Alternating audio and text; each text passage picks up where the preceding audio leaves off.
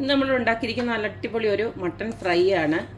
നല്ല അടിപൊളി ടേസ്റ്റാണ് ഈ ഒരു മട്ടൺ ഫ്രൈക്ക്. ഏത് കഴിക്കാത്തവരും ഇങ്ങനെ ഒന്ന് ഉണ്ടാക്കി കൊടുത്തു കഴിഞ്ഞാൽ നല്ല അടിപൊളിയായിട്ട് കഴിച്ചോളും. അപ്പോൾ നമുക്ക് ഈ ഒരു മട്ടൺ ഫ്രൈ എങ്ങനെയാണ് ഉണ്ടാക്കുന്നതെന്ന് നോക്കിയിട്ട് വരാം.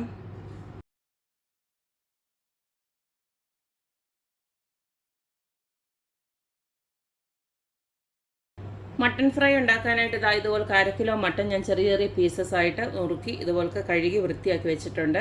ഇതിലേക്ക് നമുക്ക് കുറച്ച് മസാലപ്പൊടികളൊക്കെ ഇട്ട് കൊടുക്കണം. ആദ്യം തന്നെ ആവശ്യമായിട്ടുള്ള ഉപ്പൊന്ന് ഇട്ട് കൊടുക്കാം. ഒരു 1/2 ടീസ്പൂൺ വരെ ഞാൻ ഇട്ട് കൊടുക്കുന്നുണ്ട്. അടുത്ത നമുക്കിതിലേക്ക് കുറച്ച് മഞ്ഞൾപ്പൊടി ഒരു 1/4 ടീസ്പൂണോളം ഇട്ട് കൊടുക്കാം. അടുത്തത് നമുക്ക് എരിവിനാവശ്യമായിട്ടുള്ള മുളക് പൊടി, ഞാൻ കാശ്മീരി ചില്ലിയാണ് യൂസ് ചെയ്യുന്നത്, 1 ടീസ്പൂൺ ഇട്ട് കൊടുക്കുകയാണ്.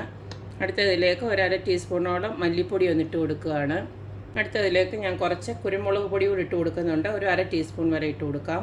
പിന്നെ കുറച്ച് ഗരം മസാല പൊടി കൂടെ ഇട്ട് കൊടുക്കുന്നുണ്ട്. ആദ്യം തന്നെ എല്ലാം ഇട്ട് കൊടുക്കുന്നതെന്ന് വെച്ച് കഴിഞ്ഞാൽ എല്ലാം നല്ലതായിട്ട് ഒന്ന് പിടിച്ചെടുക്കാൻ വേണ്ടിയിട്ടാണ് ഇങ്ങനെ ഇട്ട് കൊടുക്കുന്നത്. അതിലേക്ക് നമുക്ക് കുറച്ച് വെളുത്തുള്ളി ഇഞ്ചി പേസ്റ്റ്, അത് 1 ടീസ്പൂൺ വരെ ഇട്ട് കൊടുക്കാം. അടുത്തതിലേക്ക് ഞാൻ ഇട്ട് കൊടുക്കുന്നത് കുറച്ച് നമ്മുടെ പെരിഞ്ജീരകമാണ്, ഫെനൽ സീഡ്, ഇത്രയൊന്ന് ഇട്ട് കൊടുക്കുന്നുണ്ട്. ഇനി ഇതിലേക്ക് നമുക്ക് ഒരു ടേബിൾ സ്പൂൺ വരെ വെളിച്ചെണ്ണ ഒന്ന് ഒഴിച്ച് കൊടുത്തതിന് ശേഷം ഇതൊന്ന് നല്ലതായിട്ടൊന്ന് ഇളക്കി വെക്കാം.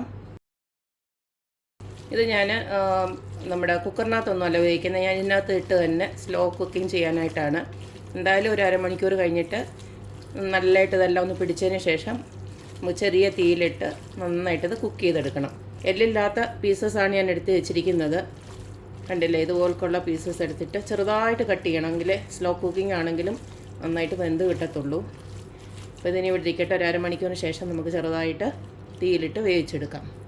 മട്ടൻ ഇപ്പോൾ മാരിനേറ്റ് ചെയ്യാൻ വെച്ചിട്ട് ഏകദേശം ഒരു 3/4 മണിക്കൂറോളം ആയിട്ടുണ്ട്. ഇനി ഞാനിത് അടപ്പേ വെച്ചിട്ട് സ്ലോ ആയിട്ടൊന്ന് കുക്ക് ചെയ്തെടുക്കാൻ പോവുകയാണ്.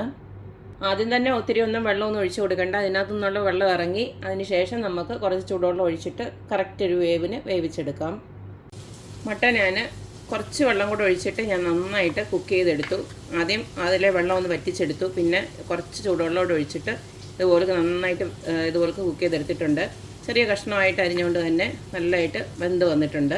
ഇനി നമുക്ക് ഇതിനെ ഫ്രൈ ചെയ്തെടുക്കാനായിട്ട് ഇതുപോലെ ഞാൻ കുറച്ച് സവാള അരിഞ്ഞു വെച്ചിട്ടുണ്ട്. 2 ചെറിയ സവാളയാണ് അരിഞ്ഞു വെച്ചിരിക്കുന്നത്. പിന്നെ കുറച്ച് തേങ്ങാക്കൊത്ത്, പിന്നെ ഒരു 3-4 നമ്മുടെ പച്ചമുളക്, പിന്നെ കുറച്ച് കറിവേപ്പില, പിന്നെ കുറച്ച് ഇഞ്ചി വെളുത്തുള്ളി പേസ്റ്റ് വേണമെന്ന് വെച്ച് കഴിഞ്ഞാൽ ഇട്ട് കൊടുക്കാം. മട്ടൺ ഫ്രൈ ഉണ്ടാക്കാനായിട്ട് ഇതുപോലെ ഒരു നോൺ സ്റ്റിക്ക് പാൻ അടുപ്പിലോട്ട് വെച്ച് കൊടുത്തിട്ടുണ്ട്. ഇനി അതിലേക്ക് നമുക്ക് കുറച്ച് വെളിച്ചെണ്ണ ഒഴിച്ച് കൊടുക്കാം. എണ്ണ ചൂടായി വരുമ്പോൾ നമുക്ക് ആ തേങ്ങാക്കൊത്തൊന്നിട്ട് കൊടുക്കാം. അതുപോലെ തന്നെ കറിവേപ്പിലയും പച്ചമുളകും കൂടെ ഇട്ട് കൊടുക്കുകയാണ്.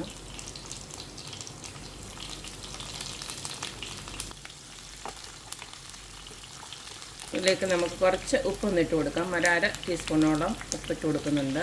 അതുപോലെ തന്നെ പൊടിക്ക് മഞ്ഞൾപ്പൊടി കൂടി ഇട്ട് കൊടുക്കുന്നുണ്ട്. 1/4 ടീസ്പൂണും ഇല്ല, അതിൽ കുറവാണ് ഇട്ട് കൊടുക്കുന്നത്. ഇതിലേക്ക് കുറച്ച് ഞാൻ ഇഞ്ചി വെളുത്തുള്ളി പേസ്റ്റ് ഇട്ട് കൊടുക്കുകയാണ്.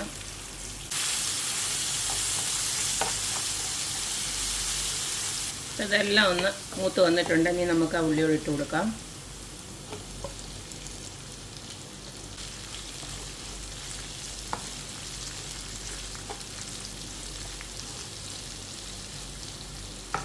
നമ്മളിട്ട് കൊടുത്ത ഉള്ളിയും തേങ്ങാക്കൊത്തും എല്ലാം ഇതുപോലെ നന്നായിട്ട് മൂത്ത് വന്നിട്ടുണ്ട്.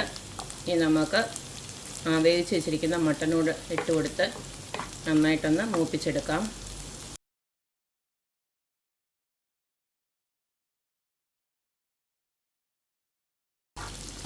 ഇനി ചെറുതെ തീ കിടന്നിട്ട് നല്ലതായിട്ട് മൂത്ത് ഒന്ന് കറുത്ത് വരട്ടെ. ആ സമയം വരെ നമുക്കൊന്ന് ഇളക്കി കൊടുക്കണം. ഇടയ്ക്കിടയ്ക്കൊന്ന് ഇളക്കി കൊടുത്ത് ആ സമയം വരെ ഒന്ന് വെയിറ്റ് ചെയ്യണം.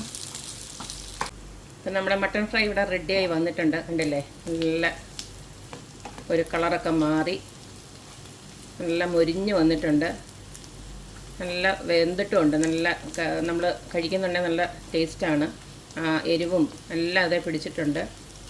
ഇനി നമുക്ക് അവസാനമായിട്ട് കുറച്ച് കുരുമുളക് കൊടുക്കുകയാണ്. അതൊക്കെ നിങ്ങളുടെ എരിവിൻ്റെ അനുസരിച്ചിട്ട് ഇട്ട് കൊടുത്താൽ മതി.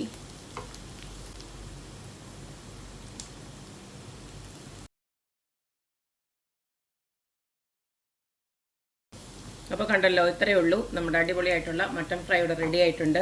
ഇങ്ങനെയൊക്കെ ആക്കി കൊടുത്തു കഴിഞ്ഞാൽ എല്ലാവരും ഇഷ്ടത്തോടെ തന്നെ കഴിച്ചോളും. ഏത് മട്ടൻ കഴിക്കാത്തവരും ഇങ്ങനെ ഒന്നാക്കി കൊടുത്തു കഴിഞ്ഞാൽ അവർക്ക് ഭയങ്കര ഇഷ്ടപ്പെടും. കാരണം എന്ന് വെച്ച് കഴിഞ്ഞാൽ അത്രയ്ക്കും ടേസ്റ്റാണ്. ഇത് മട്ടനാണെന്ന് പോലും പറയത്തില്ല, അത്രയ്ക്കും ടേസ്റ്റാണ്. അപ്പോൾ എല്ലാവരും ഇതുപോലൊക്കെ ഒന്ന് ഉണ്ടാക്കി നോക്കുക, അഭിപ്രായങ്ങൾ അറിയിക്കുക. അപ്പോൾ എപ്പോഴും പറയുന്ന പോലെ തന്നെ എൻ്റെ റെസിപ്പീസ് ഇഷ്ടമുള്ള എല്ലാവരും please like, share and subscribe. അപ്പോൾ ഇനി ഒരു അടിപൊളി വീഡിയോ ആയിട്ട് വരുന്നവരേക്കും ബായ്.